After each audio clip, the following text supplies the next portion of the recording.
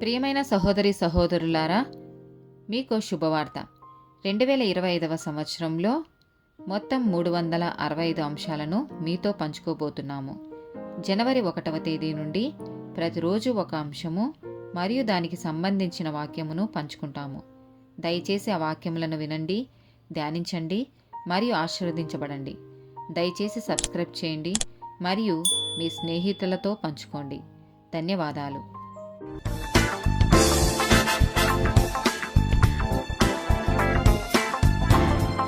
35th day topic పంద్యాలు. న్యాయాధిపతుల గ్రంథము 14వ అధ్యాయము 12-13 వచనాలు.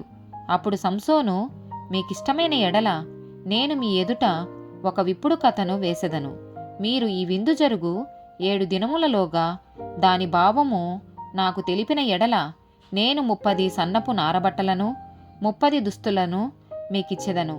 మీరు దాని నాకు తెలుపలేకపోయిన ఎడల మీరు 30 సన్నపు నారబట్టలను 30 దుస్తులను నాకియ్యవలెనని వారితో చెప్పగా, వారు మేము ఒప్పుకొందుము, నీవిప్పుడు కథను వెయ్యమని అతనితో చెప్పిరి. సామెతల గ్రంథము 13వ అధ్యాయము 11వ వచనం.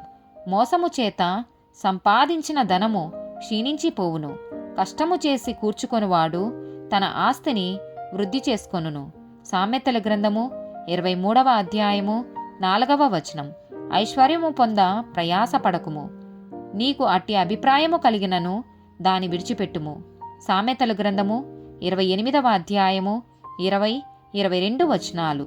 నమ్మకమైన వానికి దీవెనలు మెండుగా కలుగును, ధనవంతుడగుటకు ఆతురత పడువాడు శిక్ష నొందకపోడు. చెడు దృష్టి గలవాడు ఆస్తి సంపాదింప ఆతురత పడును, తనకు దరిద్రత వచ్చునని వానికి తెలియదు. ఆమేన్.